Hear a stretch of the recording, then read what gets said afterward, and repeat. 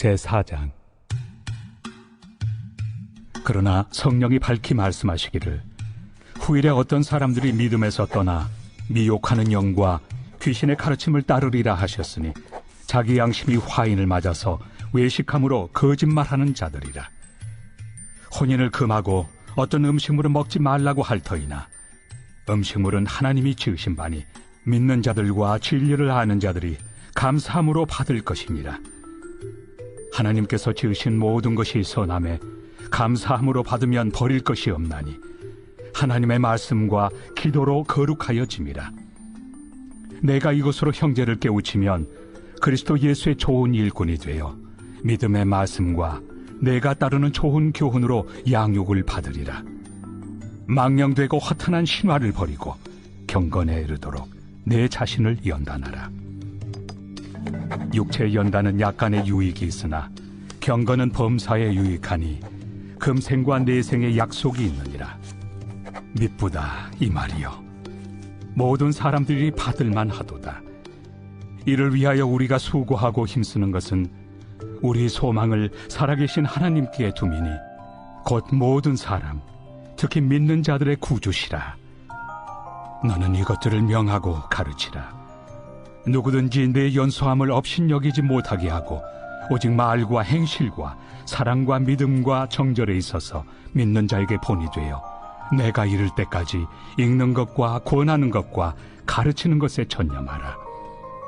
내 속에 있는 은사 곧 장로의 회에서 안수 받을 때 예언을 통하여 받은 것을 가볍게 여기지 말며 이 모든 일에 전심전력하여 너의 성숙함을 모든 사람에게 나타나게 하라. 내가 내 자신과 가르침을 살펴 이 일을 계속하라. 이것을 행함으로 내 자신과 내게 듣는 자를 구원하리라.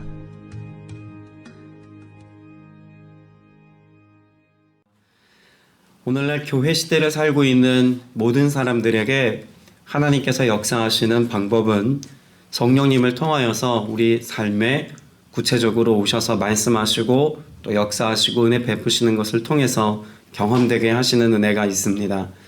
근데 성령의 역사하심과 더불어서 우리가 간과하지 말아야 할 것은 악한 영들도 동일한 때에 동일한 여러 가지 역사들로 우리 믿음의 사람들을 넘어뜨리고 믿지 않는 자들이 복음에 근접하여서 복음을 듣지 못하도록 또 복음의 능력 안에서의 삶을 살지 못하도록 여전히 역사하는 때를 살고 있다는 것을 잊어서는 안 되겠죠.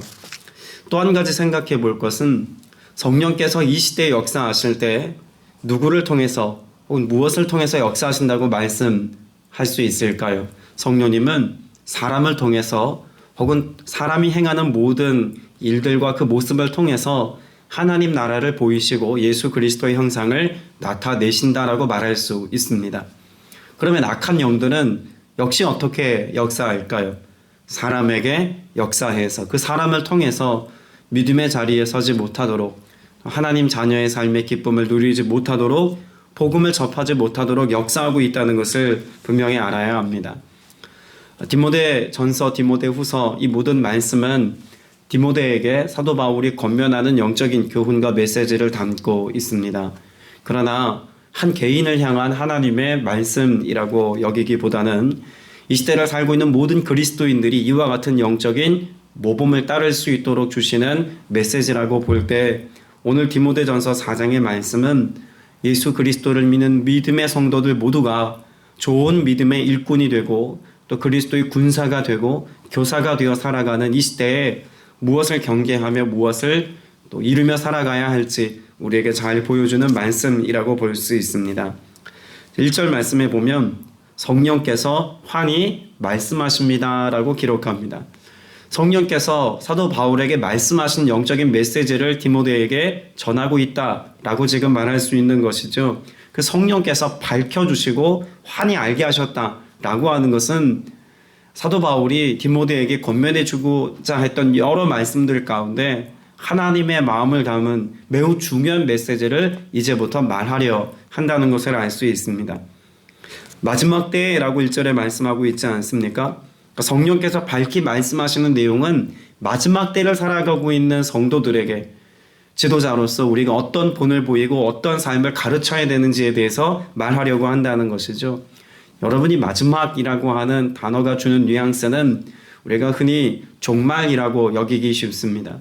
그러나 우리가 종말이라고 하는 어떤 마지막 때에 관한 말씀이라고 보기보다는 예수 그리스도께서 다시 오시는 재림의 때까지, 다시 말하면 예수님이 언제 오실런지 우리는 알 수 없습니다만 아직 예수님이 오시지 않은 이 때를 살고 있는 모든 시간 속에서 라고 하는 의미로 봐야 됩니다. 그러면 이것이 단지 1세기 초대교회 성도들에게만 해당되는 메시지가 아니라 아직 주님이 다시 오시지 않은 지금의 때를 살고 있는 오늘의 저와 여러분에게도 동일하게 해당되는 말씀이라고 볼 수 있어야 한다는 것입니다.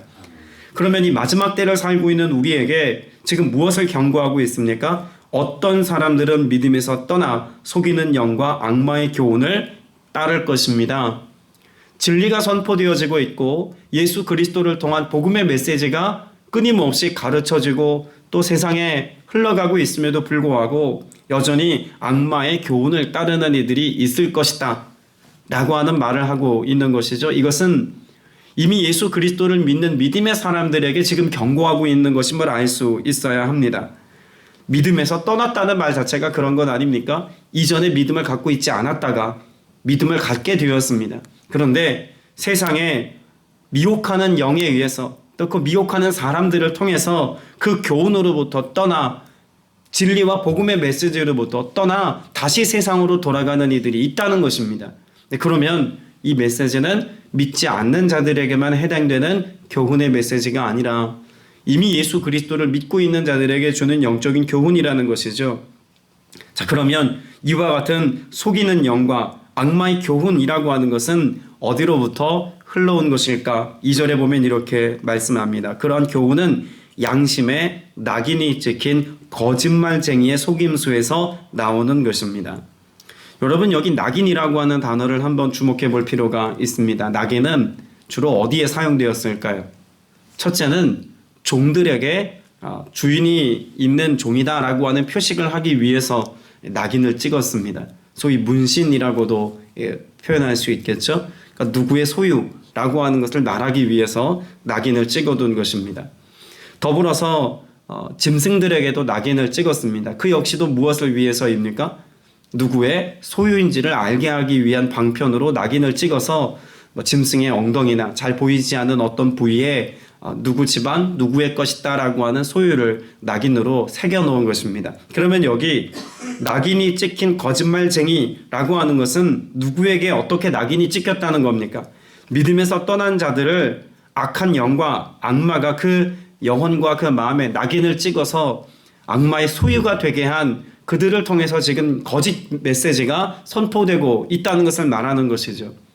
그러면 지금 이 시대에도 여전히 거짓과 잘못된 진리를 외치는 자들의 그와 같은 거짓 메시지는 출처가 어디입니까? 속이는 영과 악마의 교훈이라고 하는 사실을 우리는 알아야 합니다. 이 시대에도 성령님은 끊임없이 하나님의 사람들을 통해서 말씀하십니다. 그러나 여전히 역시 흑암의 권세들과 악한 영의 속임수와 같은 거짓 메시지들도 난무하는 때를 우리가 살고 있다는 것을 명확하게 분별해야겠죠. 왜 분별해야 합니까? 앞서 나누었던 것처럼 믿음에서 떠나게 하는 이유가 되어지기 때문에 그렇습니다. 믿음에 서지 못하도록 혹은 믿음으로의 삶을 살고 있는 어떤 이들에게도 믿음에서 떠나게 하는 이유가 이와 같은 거짓 메시지에 근거한 것이다 라고 하는 것을 분명히 밝혀두죠. 때문에 우리는 무엇을 주목해야 합니까? 자, 5절에 보면 모든 좋은 것은 무엇과? 하나님의 말씀과 기도로 거룩해집니다. 거짓 메시지를 가르쳤던 많은 사람들의 메시지가 무엇입니까? 율법적인 교훈을 가르칩니다. 그래서 어떤 음식은 먹지 말아야 한다. 이걸 먹게 되었으면 단지 우리가 거룩함을 잃어버리는 것뿐만 아니라 도리어 하나님과의 관계가 끊어질 수 있다라고 하는 그런 메시지를 가르쳤습니다. 때문에 사도 바울은 정말로 우리가 경계해야 될 것은 이런 잘못된 율법주의나 잘못된 거짓 메시지를 가르쳐주는 것 자체가 사단적이다 라고 하는 것을 말하면서 하나님께서는 그 하나님의 말씀을 믿고 그 말씀 안에 서서 여전히 깨어 기도하고 있는 하나님의 사람들을 말씀과 기도로 거룩하게 하신다는 것을 알아야 합니다. 다시 말하면 무엇을 먹는지 무엇을 마시는지 이것이 우리의 거룩함을 해치지는 못한다는 것이죠. 경계해야 될 것은 음식이 아니라 무엇입니까? 그것을 가지고 우리의 영혼과 우리 신앙 양심을 회파하려고 하는 악한 영들을 경계해야 한다. 거짓 메시지들을 분별해야 된다라고 하는 사실을 잘 보여주고 있습니다. 그래서 1절부터 5절까지는 이와 같은 교회적인 상황에 대해서 우리 목회자들과 지도자들이 어떤 분별력을 가지고 나아가야 될지를 잘 보여주고 있는 것입니다. 그리고 이와 같은 분별력을 가지고 앞으로 뭐 하라고 지금 사도 바울이 권면하고 있는 겁니까? 디모데에게 에베소 교회 성도들을 잘 깨우쳐 알게 하라는 것입니다. 6절에 보면 그대가 이런 교훈으로 형제 자매를 깨우치면이라고 말하고 있죠. 여러분, 깨우치다는 말은 잠자고 있는 사람들을 흔들어 깨워서 어떤 사실에 대해서 듣게 하다라고 하는 의미를 갖고 있는 말입니다. 그러면 여전히 예수 그리스도를 믿는 믿음의 사람들이 모인 교회 공동체 안에도 어떤 사람들이 있다는 것을 전제합니까? 잠들어 있는 사람들이 있다는 겁니다. 복음의 말씀과 예수 그리스도의 진리의 말씀을 온전히 듣고 그 말씀에 반응해서 살아가려고 하는 사람들에게는 그 말씀과 기도함을 통해서 거룩함을 잃지 않게 되지만 잠들어 있는 사람에게는 무엇이 들리지 않습니까? 주님의 말씀이 들리지 않습니다. 잠들어 있기에 기도하지 않습니다. 때문에 하나님께서 주시는 복음의 말씀과 진리 안에서 그 말씀의 능력을 가지고 분별력이 있고 구별된 삶을 사는 능력을 갖지 못하게 되는 것이죠. 도리어 잠들어 있는 동안에 선명하게 들리는 것이 있습니다. 세상의 소리, 악한 영들이 우리의 삶 가운데 덫과 같이 놓인 속임수의 메시지들이 더 선명하게 보이는 것이 잠들어 있는 동안 듣게 되는 메시지들입니다. 잠들면 꿈꾸지 않습니까? 실제가 아니죠. 실제가 아님에도 불구하고 꿈속에서는 그것이 마치 실제인 것과 같이 느껴지기도 합니다. 우리가 영적으로 잠들어 있으면 같이 꿈꾸는 자와 같이 실제가 아닌 것에 마음을 뺏겨서 여기에 우리의 삶의 모든 순간과 시간과 에너지들을 낭비하게 된다는 것이죠. 심지어 이와 같은 결과로 하나님과의 관계가 깨어지는 삶의 결국에 이를 수 있음을 경고합니다. 때문에 사도 바울은 디모데에게 그렇게 잠들어 있는 영혼들을 깨우라는 것입니다. 말씀으로, 기도로 흔들어 깨워서 그들로 하여금 말씀을 듣게 하고 기도의 삶을 살게 하는 것, 이것이 하나님께서 지도자로 세운 영적인 리더십들에게 주어진 역할이라는 것입니다. 오늘 저와 여러분의 삶 속에서 하나님이 주신 사명을 함께 이루어갈 때 목회자로 저를 세우신 하나님의 사명이 어디 있을까요? 하나님의 말씀을 가르쳐 지키게 하는 것입니다. 그런데 저의 사명은 단지 하나님의 말씀을 잘 풀어서 해석하고 이해시켜드리고 삶에 적용할 수 있도록 도움을 주는 것까지가 사명이 아닙니다. 그렇게 복음의 메시지를 잘 들은 저와 여러분이, 저를 통해서 하나님의 말씀을 듣고 그 영적인 메시지를 교훈으로 삼은 여러분이 그 말씀을 듣고 어디까지 나아가야 합니까? 여러분 또한 좋은 믿음의 일꾼이 되어서 가르치기에 합당한 믿음의 교사가 되어서 누군가에게 복음을 전하는 증인의 삶에 이르게 하는 것까지가 저의 사명입니다. 그것은 비단 저의 사명이기만 하지 않고 여러분의 사명이 되어야 할 줄로 믿습니다. 왜 이게 중요할까요? 여러분이 단지 말씀을 듣고 그 말씀을 이해하는 데서 그치는 것이 아니라 이것을 가르치는 자가 되어야 될 이유가 6절 이하에 기록되어 있는 말씀을 보면 명확해집니다. 그래서 디모데에게 말하는 것 아닙니까? 그대가 이런 교훈으로 형제자매를 깨우치면 그대는 믿음의 말씀과 그대가 지금까지 쫓고 있는 좋은 교훈으로 양육을 받아 그리스도 예수의 좋은 일꾼이 될 것입니다. 여러분이 이 말씀을 잘 보시면 그대는 양육을 받아라고 말합니다. 누가 양육을 받는 겁니까? 가르치기 위해서, 형제 자매를 깨우치기 위해서 쓰임받기 위하여 서 있는 디모데가 양육을 받게 될 거다라는 말입니다. 그러면 누구로부터 양육을 받게 된다는 말일까요? 그대는 믿음의 말씀과 그대가 지금까지 쫓고 있는 좋은 교훈으로 그리스도 예수의 일꾼이라고 말하고 있으니 누구로부터 양육받는 겁니까? 그리스도로부터 양육을 받게 된다는 메시지를 담고 있습니다. 제가 앞서 여러분에게 좋은 일꾼이 되어지고 또 가르치는 자의 자리에 서 있어야 된다고 말씀하신 이유가 이 때문입니다. 목회자로부터 제자화 훈련을 받거나 혹은 양육을 받는 건 너무나 중요합니다. 그러나 그리스도의 좋은 일꾼으로 세워진 사람은 누구에게 훈련받아야 합니까? 그리스도께 훈련받아야 합니다. 그런데 그리스도께 훈련받는 사람은 어떤 사람일까요?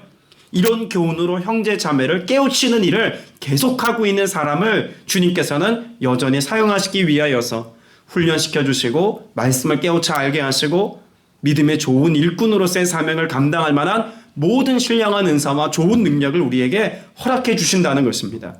그런데 우리는 그렇게 복음을 전하는 증인의 사명을 지속하여 감당하는 것, 그리스도의 좋은 일꾼이 되어서 믿음의 선한 싸움을 싸우고 하나님께서 우리에게 맡겨진 사명을 감당하는 것, 사실 여기에는 별로 관심이 없습니다. 오직 그리스도의 은혜를 누리고 주님께서 우리를 돌보시고 양육하시고 지도하시는 것에만 관심이 있는지 모르겠습니다. 여러분이 선명한 하나님의 역사하심과 또는 복음의 진리 가운데로 인도받고 그리스도의 좋은 일꾼이 되어 쓰임받고자 할 때 이와 같은 주님의 돌봄과 은혜가 있다는 사실을 깨우쳐 알아서 경건의 훈련을 하는 일에 또 주님 앞에서 쓰임받는 사명을 감당하는 일에 여전히 헌신되어 살아갈 수 있는 여러분 되시길 축복합니다. 그래서 7절 이하에 보면 저속하고 헛된 꾸며낸 이야기들을 물리치십시오. 경건함에 이르도록 몸을 무엇하십시오? 훈련하십시오.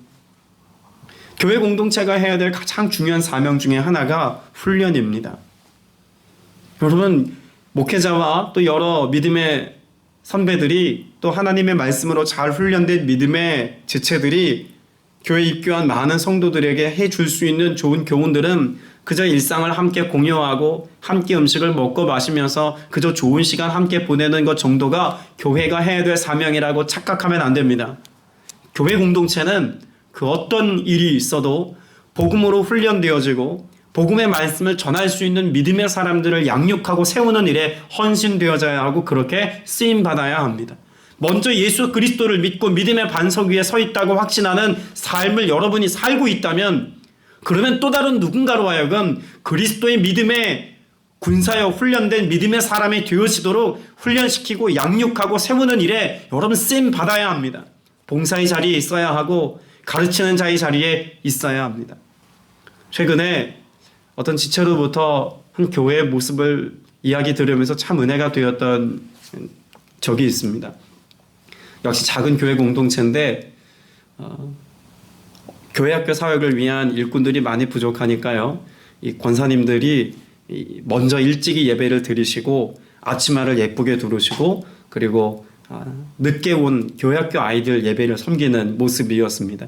노란 앞치마를 하시고 아이들이 한 명 한 명 들어올 때마다 1대1로 마치 데모가 되어주시는 것처럼 그 아이들을 붙잡고 간절히 기도해 주시고 예배 자리에 함께 있고 또 율동과 찬양은 낯설고 모르는 것이지만 함께 박수하고 찬양하는 모습을 이렇게 사진과 영상으로 보여주는데 또 굉장한 은혜가 있었습니다.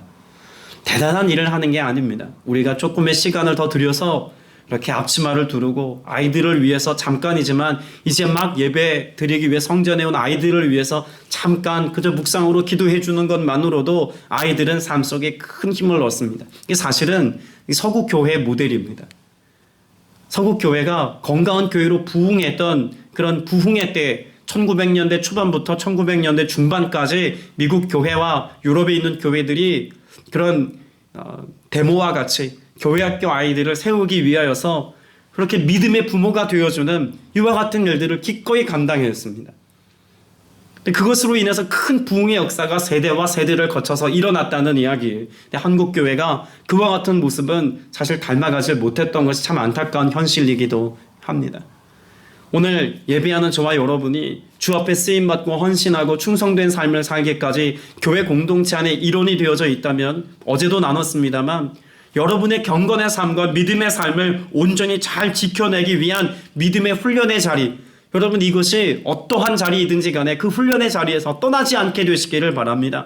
평생에 주님 앞에 이렇게 쓰임받고자 하는 믿음의 결단을 가지고 있으면 주님은 여전히 오늘도 여러분의 삶 가운데 선명하게 공급하시고 가르쳐주시고 그리스도의 양육으로부터 풍성한 은혜를 누리게 하시는 은혜 안에 있게 해주실 줄로 믿습니다.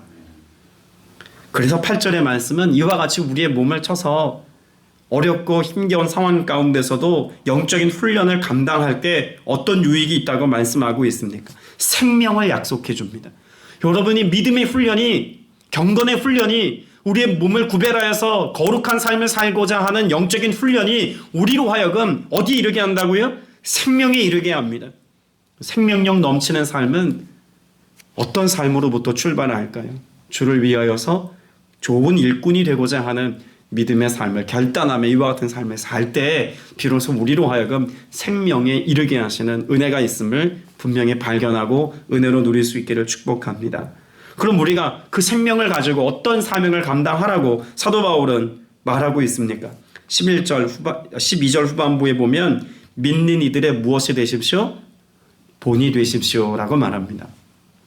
사실 디모데는 여러 성경학자들이 말하는 해석에 의하면 나이가 아무리 많아야 20대 중반에서 30대 중반 사이에 그런 젊은 사역자였을 것이다라고 이해합니다. 사도 바울이 내가 낳은 믿음의 아들이라고 하는 것을 보면 더욱더 그렇게 느껴지기도 하죠. 근데 그런 젊은 사역자가 본으로 보여야 할 삶의 영역을 뭐라고 말하고 있는지 보십시오. 12절 중반부에 보면 말과 행실과 사랑과 믿음과 순결의 본이 되라고 말합니다. 뭘 지금 말하고 싶어서 이런 다양한 것들을 얘기하고 있는 겁니까? 자, 말과 행실, 이것은 우리가 삶으로 드러나는 육체적인 삶의 행위적인 것들입니다. 그러니까 눈으로 보여질 수 있는 모든 것의 본이 되라는 말이죠. 사랑은 무엇을 이야기합니까? 우리의 정서, 우리 내면에 있는 성품적인 것입니다. 그런 우리의 성품으로 모든 사람들을 대할 때 그리스도가 나타나게 하는 본이 되라는 의미입니다. 믿음과 순결에 있어서 본이 되라는 것은 무엇일까요? 영적인 영역에서 믿음으로 살아가는 삶의 모든 영적인 행위와 믿음의 기반을 둔 모든 사역에 있어서 본이 되라는 이야기죠. 자, 그러면 이 말과 행실, 사랑, 믿음과 순결이라고 하는 것은 무엇으로 다시 한번 설명될 수 있을까요? 영적인 삶, 또 우리의 정서적인 삶, 육적인 삶, 영혼육이라고 하는 전인격에 있어서 본이 되라는 메시지를 지금 말하고 있는 것입니다. 그런데 이 젊은 사역자가 어떻게 이와 같은 일에 본이 될 수 있다고 말할 수 있는 겁니까? 앞서 나누었던 것처럼 내가 그리스도의 훈련을 받고 양육을 받으면 이와 같은 본이 되는 삶을 살 수 있겠다라고 말하고 있는 것입니다. 오늘 여러분도 이와 같은 본이 되는 삶을 살아야 합니다. 여러분, 본이 된다는 것은 무조건 나를 따라 행동하라 라고 하는 의미가 아니죠. 쉽게 이야기하면 이런 겁니다. 요즘에는 초등학교나 중학교, 고등학교 이런 데서 보기 참 어려워졌습니다만 학교에서 일주일에 첫 수업을 시작하는 월요일 아침이 되면 조회라는 것을 예전에 했습니다. 그러면 많은 학생들이 운동장에 다 나오지 않습니까? 그럼 저처럼 이렇게 키가 작은 애들이 주로 이제 제일 앞에 섭니다. 그럼 선생님이 꼭 시키는 게 있어요. 손 들고 기준이라고 하면 제 뒤로 사람들이 쭉 섭니다. 키가 작은 건 좀 아쉬웠는데 제 뒤로 사람 서는 건 썩 기분이 좋더라고요. 근데 아무튼 그렇게 사람들이 쭉 섭니다. 그러면 여러분, 기준이라고 말했을 때 제가 기준하고 줄을 서면 제일 앞에 서 있는 저를 기준 삼아서 제일 뒤에 있는 사람이 저를 보고 줄을 맞출까요? 아니면 내 앞에, 바로 앞에 있는 사람들을 보고 줄을 맞출까요? 바로 앞에 있는 사람을 보고 줄을 맞춥니다. 저는 제일 앞에 서 있지만 그 제 뒤에 있는 아이가 저를 보고 줄을 맞추면 또 세 번째 있는 아이는 제 뒤에 있는 그 아이를 보고 줄을 맞춥니다. 사도 바울이 본이 되라는 메시지는 예수 그리스도께서 우리의 삶의 기준이십니다. 그리고 그 기준된 예수 그리스도 뒤편에 서 있는 사도 바울, 그를 보고 또 그 뒤에 서 있는 지금 디모데, 그를 보고 많은 사람들이 누구를 기준 삼아 살게 하려는 것입니까? 예수 그리스도를 기준 삼아 살아야 한다는 메시지를 말하고 있는 것입니다. 본이 된다는 것. 이것은 어떤 특정한 행위를 우리가 살아가는 것을 이야기하는 것이 아니라 내가 그리스도를 본받고 그리스도를 삶의 기준 삼았던 것을 본받아서 그들도 예수 그리스도가 기준인 삶을 따라갈 수 있도록 너 자신이 예수 그리스도께 철저히 붙들린 삶을 살아라라고 하는 것을 사도 바울이 말해주고 있는 것이죠. 우리는 성경을 가르치는 일, 권면하는 일, 그 모든 일에 있어서 예수 그리스도께서 기준이 되는 삶을 살아야 할 줄로 믿습니다. 이것이 믿음의 선한 싸움을 싸우며 또 복음의 메시지를 가르치는 좋은 일꾼의 표본이고 모습이다라고 말할 수 있습니다. 그런 우리가 그렇게 주님의 좋은 일꾼이 되어 살아갈 때 무엇이 있다고 사도 바울은 전하고 있냐면 15절의 말씀을 보면 이 일들을 명심하고 힘써 행하십시오라고 말하죠. 그러니까 이것을 잘 지켜서 그렇게 디모데가 그리스도의 좋은 일꾼으로 그리스도의 양육과 돌봄을 받아서 많은 이들을 세우는 사역, 또 그들의 생명을 살리는 사역을 하면 그리하여서 무엇이 있습니까? 그대가 발전하는 모습을 모든 사람에게 나타나게 하십시오. 우리가 믿음의 진보, 믿음의 발전, 믿음의 성장, 믿음의 성숙이라고 말하는 이 모든 것들은 아무것도 안 하고 그저 우리의 삶 가운데 내가 얻을 것만 바라는 어떤 믿음의 안일한 자리에 있을 때 얻을 수 있는 것이 아님을 분명히 가르쳐 줍니다. 디모데와 같이 끊임없이 자신의 삶을 경건의 훈련의 자리에 내몰고 끊임없이 복음의 메시지를 전하기 위한 증인의 자리에 서며 많은 교회와 또 공동체 안에 있는 지체들을 어떻게든 섬기고자 할 때 내 안에 그렇게 발전된 모습이 있다는 것이죠. 그리고 그 발전된 모습을 많은 사람들에게 나타날 때 어떤 역사가 있습니까? 자, 16절 후반부에 보면 그대의 자신도 구원하고 그대의 말을 듣는 사람도 구원할 것입니다.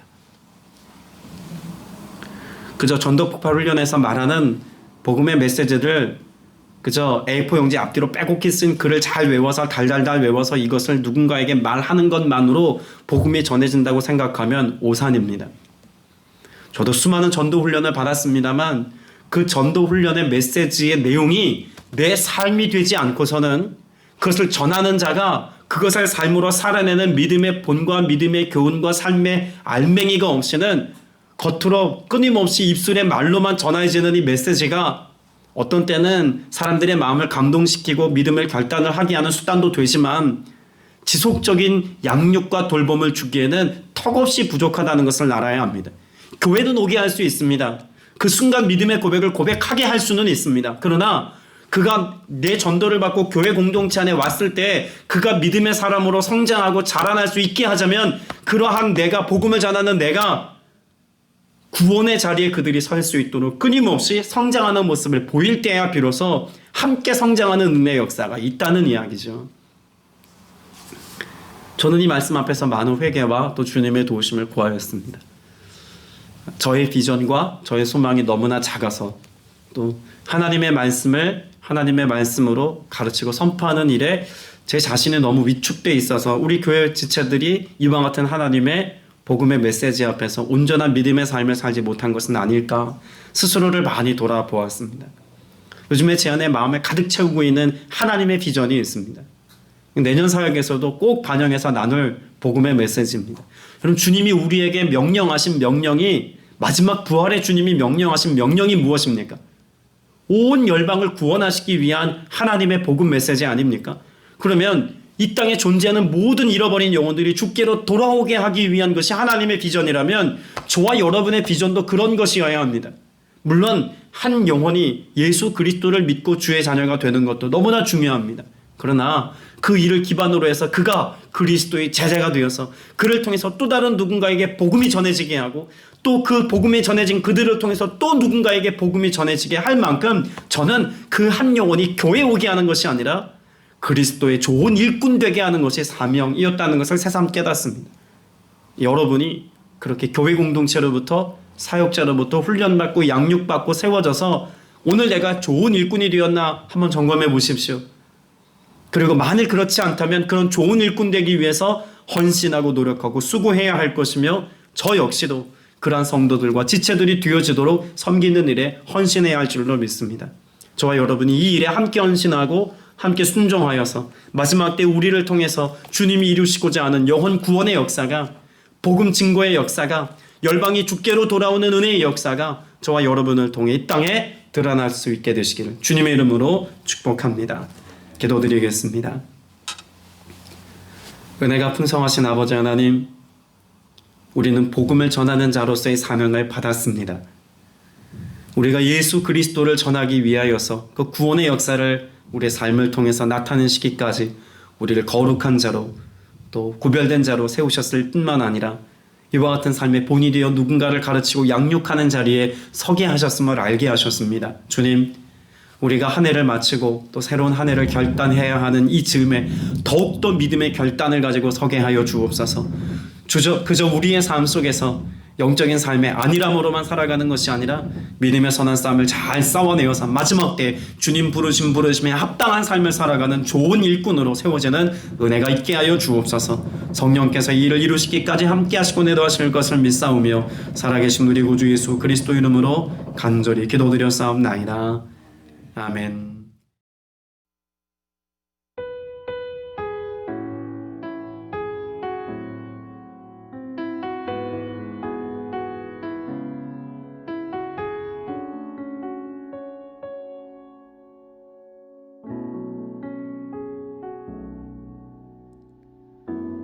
나의 소망 되신 주를 바라봅니다.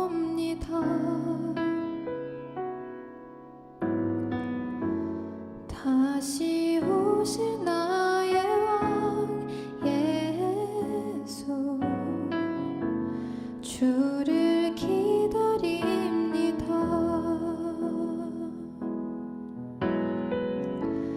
나의 소망 되신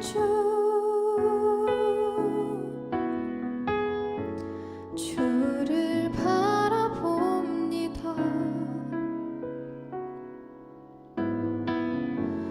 다시 오실 나의 왕 예수 주를 기다립니다. 밤이나 낮이나 어제나 오늘도 영원히 주만 찬양해.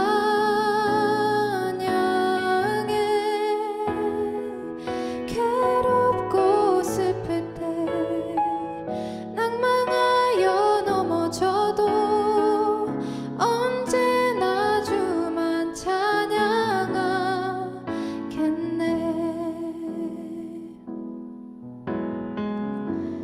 나의 소망 되신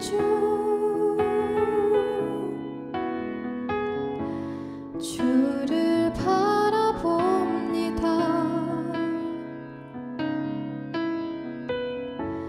다시 오실 나의 왕 예수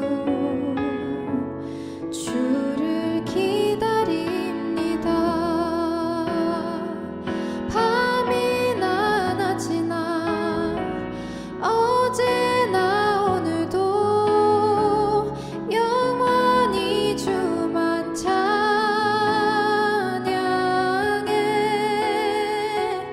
괴롭고 슬플 때 낭망하여 넘어져도 언제나 주만 찬양하겠네. 밤이나 낮이나 어제나 오늘도 영원히 주만 찬양해.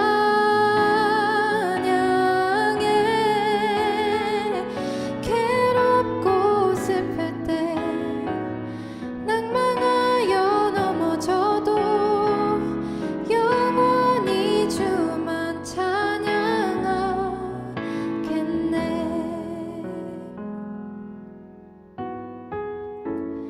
나의 소망 되신 주